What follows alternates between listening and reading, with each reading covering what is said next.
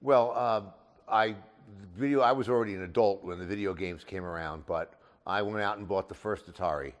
I had it in my house.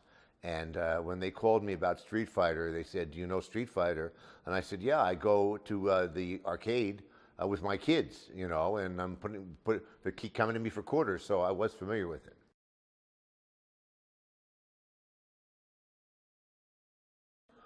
Yes, adaptation is a whole different universe because depending on what the source material is, the problem is different. So, for example, with Street Fighter, there is no there. Yeah. There is, characters with biographies, and there is no storyline except they fight. Yeah.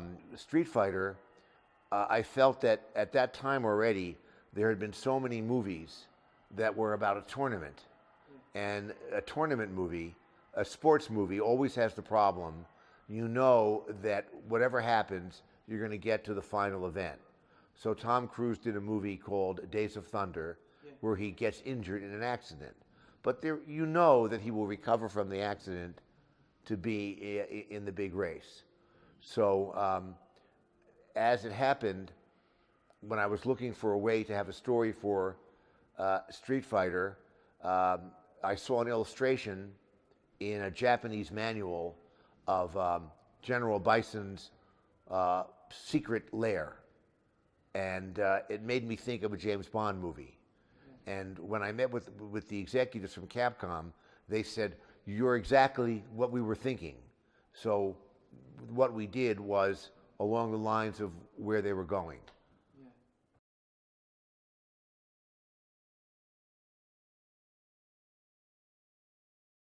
Well, our biggest problem was our brilliant plan when we started was, first off, the Capcom, the Japanese company, they wanted to have a star in the movie, but the video game is an ensemble. There's 15 characters, but they said we want to have a star, and then they wanted Jean-Claude, and we tried to explain to them that Jean-Claude's audience expects an R-rated, very rough movie. But they wanted a PG-13 movie because they knew children played the game. So I said, you may have a difficulty with marketing this. Van Damme's audience will be disappointed. They didn't want to hear that. And then when I did the first version of the script, the first day I met them, I said, we cannot have all these characters in the movie. Because if you have 15 characters, 100 minutes, do the arithmetic. You can't spend the time with the people. And in fact, as an example, I said to them, tell me the names of all 7 dwarfs. Yeah. And most people cannot remember even all 7 dwarfs' names. Yeah. So they said, okay, we understand. So in the first draft, I only had 7 of the characters. And then as we move forward, and now there's the schedule and the budget, they would come to me and they say, this character is very popular. Can you add this character? Just find a moment for this character. And I would say, okay. And then as it would go on, they kept coming back to me, could you add one more? Could you add one more? And then as we did the schedule and the budget, we said, the movie's going to cost a little bit more than we thought. We spent more money on Raul. You wanted a big star. Now Raul Julia is more money. We need more money. And they'd say, all right, we can give you a little more money, but we want you to put this character in. So by the time we filmed the movie, we had all of the characters in the video games. The other problem that I had, we said, all right, there's 2 ways to go. Once we have Raul Julia, once we have Jean-Claude, how do we go for the rest of the cast? We can get martial artists who can act a little bit. There's some talented martial artists, who work out they're not really actors, but they make films. Or we could get actors and train them. So we decided, because Van Damme is, he's an action star, he's not a thespian. And now we had Raul Julia opposite Van Damme, and Van Damme was very insecure about working with this great actor. And then we had Ming-Na Wen, who had been in the Joy Luck Club. We said, let's get strong actors that will elevate Jean-Claude and challenge him. And we will train them in the fights we will have time to rehearse the fights. Because a fight sequence is like a dance routine, you know, if you learn, so you don't get hurt.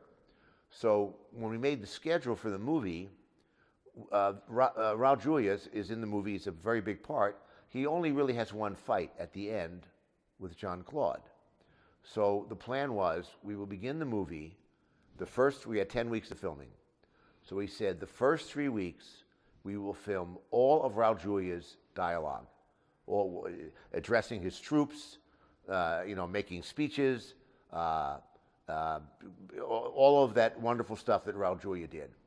And during those 3 weeks, we will rehearse the fights with the younger actors, who before we even started, they were in training for physical fitness, not for the fights, just for muscles, to training, to get in shape. Then the first day, Raul Julia got off the airplane to meet us in Australia. We looked at him and he was so thin, we did not know he'd been ill and had surgery. And he had been fitted for the costume like 3 months before in Los Angeles.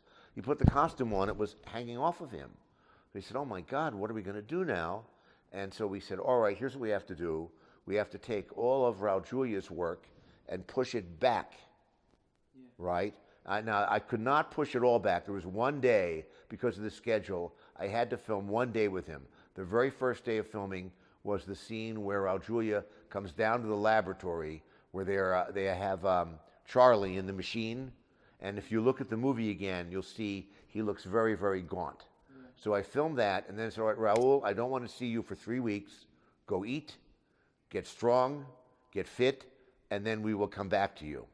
But now we had the younger actors, we're throwing them in the very next day in fight sequences that they would have a scene of a fight in the afternoon, and they only practiced it that morning.